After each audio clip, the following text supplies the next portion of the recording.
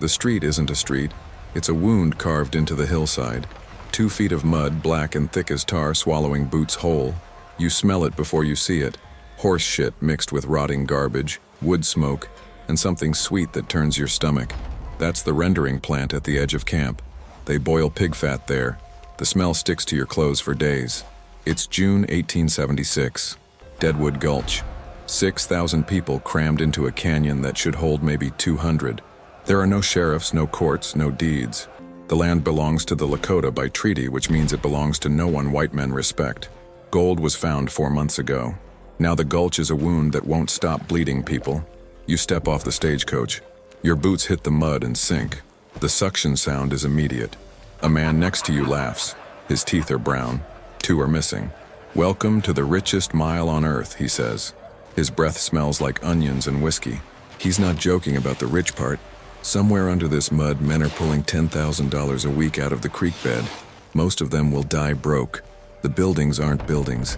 They're lean-tos. Canvas nailed to green lumber. The wood is so fresh it's still weeping sap. You can see it beating on the boards, sticky and amber. When it rains, and it rains every afternoon in June, the canvas sags and drips brown water onto the card tables inside. Men gamble in puddles. They don't stop. A hand of poker is worth more than dry socks. There's a sign above one tent. Saloon. That's it. No name. Inside, the floor is dirt mixed with sawdust and tobacco spit. The bar is 4 planks across 2 barrels. The whiskey comes in unlabeled bottles. It tastes like kerosene. That's because some of it is kerosene, cut with burnt sugar and chewing tobacco for color. A shot costs 50 cents. In New York, you'd pay a nickel. Here everything costs 10 times what it should. Supply and demand. Except the demand is for forgetting, and the supply is infinite. A woman works the room. She's 17, maybe younger. Her dress is red, but the hem is black with mud. She smiles with her mouth, not her eyes. You can see the bruise on her jaw even through the powder. She'll sleep with you for an ounce of gold dust. That's about $16.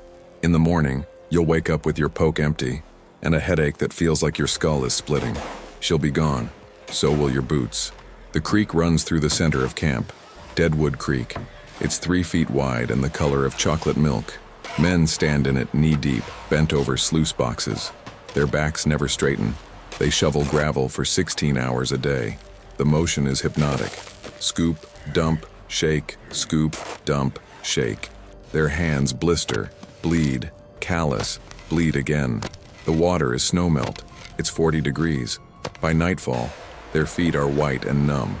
By winter, some of them will lose toes. They don't care. They've seen a man pull a nugget the size of a chicken egg out of bedrock. That image burns in their brain like a fever. You watch one miner dump his tailings. A Chinese man waits downstream with his own pan. He's reworking the white man's waste. It's legal, barely. He finds enough flakes to eat. The white miners call him celestial or worse. Sometimes they piss in the creek upstream just to watch him work in it anyway. He never looks up. He can't afford to. His family in Guangdong is starving. He sends every cent back. He eats rice and nothing else. His gums bleed from scurvy. His teeth are loose. He doesn't smile. There's a doctor in camp. His office is a tent with a red cross painted on the side. The paint is dripping. It was applied in the rain. Inside, a man lies on a plank table. His leg is broken. You can see the bone through the skin, white and sharp like a stick. The doctor is drunk. Not falling down drunk. Functional drunk. His hands shake just a little. He pours whiskey on the wound. The man on the table screams. The sound is animal. The doctor doesn't apologize. "This is gonna hurt worse," he says. He picks up a saw. It's a carpenter's saw, not a surgical saw. The teeth are crusted with something dark. He doesn't clean it.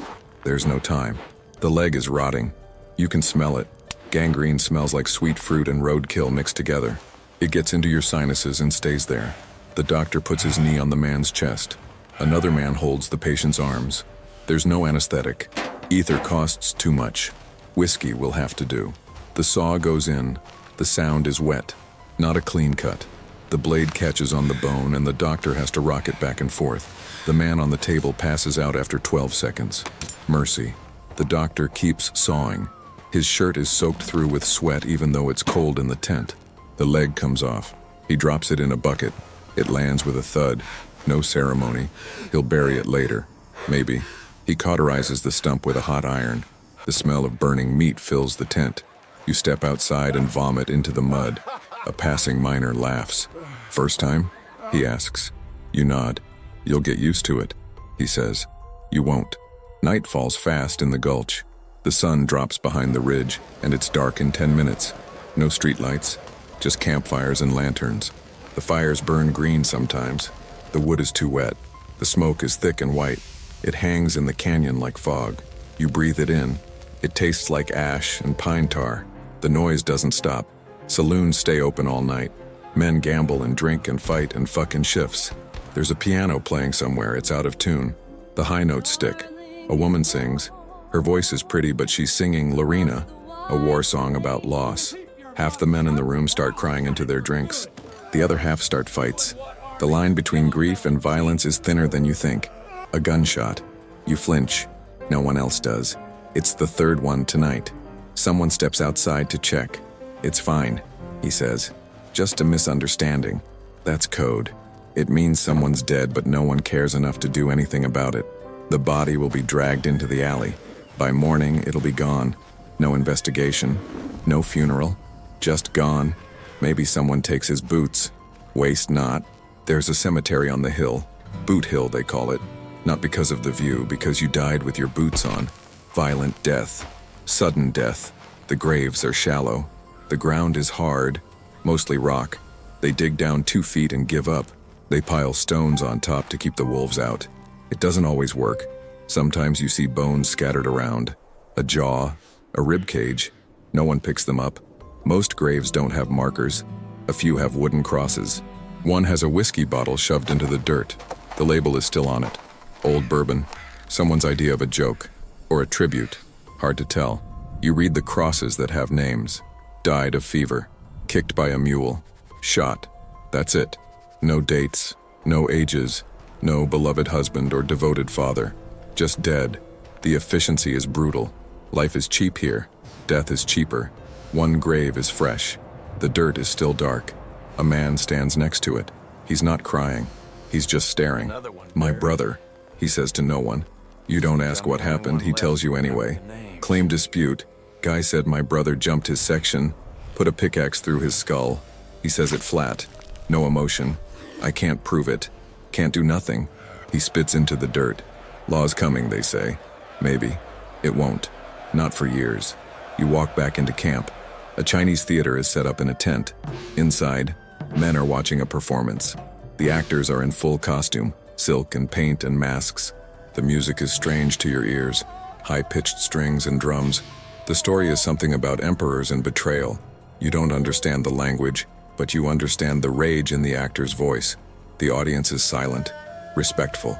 Outside this tent, they're animals. Inside, they remember they used to be human. The performance ends. The actors bow. The audience claps. Then they file out and go back to the mud and the whiskey and the violence. The transformation is instant.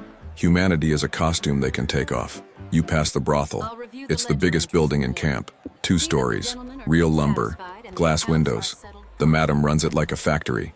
The women work in shifts. 15 minutes per customer. No kissing. No romance. Mechanical. Efficient. She takes 60% of their earnings. They sleep 4 to a room. The sheets are changed once a week. The smell is sweat and cheap perfume and sadness. One girl sits on the porch. She's smoking. Her eyes are empty. You've seen that look before. It's the look of someone who's already dead, but their body hasn't figured it out yet. She's 16, maybe 15. She'll be gone in 2 years. Disease or suicide or just used up. No one will remember her name. Morning comes. The mud is still there. It always is. Men stumble out of saloons. Blinking in the light, they look like corpses. Gray skin, sunken eyes. They head back to the creek, back to the sluice boxes, back to the dream. You watch them go. You think about leaving, but then you see it. A man holds up a nugget. It's the size of a marble. He's screaming with joy. His partner is dancing. They've just made a month's wages in 10 seconds. The fever hits you. Maybe you could find one. Maybe you could be the one. You don't leave. No one does. The population swells. 7,000. 8,000. The canyon can't hold them all. They start building on the slopes. The buildings lean at crazy angles. When it rains, whole structures slide down the hill into the creek. People die. They rebuild. The cycle is endless. A fire starts. Someone knocks over a lantern in a saloon. The flames spread instantly. Canvas and green lumber burn like paper. The fire eats half the camp in 90 minutes. Screams, smoke, the smell of burning hair. Men try to fight it with bucket brigades, but the creek is too far, and the buckets are too small. They give up and just watch. By dawn, 300 structures are gone. 12 people are dead. By noon, they're rebuilding. Same spot, same materials. No one learns. No one can learn. The gold is still there. That's all that matters. You meet a man in a saloon. He's old, maybe 50, ancient by camp standards. He's been here since the beginning. I've seen 6 camps like this, he says. California, Montana, Colorado. They're all the same. He drinks. His hand shakes. You know what happens next? You shake your head. The gold runs out. Could be 6 months, could be 6 years, but it runs out. And then everyone leaves. And the canyon goes back to being a canyon. You don't believe him. How can all this noise and chaos and life just disappear? But you've seen the abandoned camps, the ghost towns, buildings rotting, streets empty, silence. He's right. You just don't want to admit it. A preacher arrives. He sets up a tent church. He's earnest. He believes he can save these men. He preaches about redemption and grace. 15 people show up. Most are there to get out of the rain. One man falls asleep. Another is drunk. The preacher's voice cracks. He's losing. He knows it, but he keeps preaching. Because what else can he do? After the service, a prostitute approaches him. She wants to confess. He takes her hands. They're rough, calloused. She cries. He cries. It changes nothing. By nightfall, she's back on the porch. By Sunday, the preacher is gone. The tent is empty. Someone steals the canvas. You find yourself at the edge of camp. The noise fades. You can hear the creek, just the water. It's peaceful. For 10 seconds, you forget where you are. Then you smell the rendering plant again. The sweetness, the rot. You're back. You look at the canyon, the mud, the tents, the people. This is the frontier. This is the American dream. Get rich or die trying. Mostly die. And the worst part? You're staying. Because despite everything, the mud, the death, the disease, the violence, there's a chance. A chance you could be the one who strikes it big, the one who gets out. The odds are 1,000 to 1, but you've never been good at math. You head back into the mud.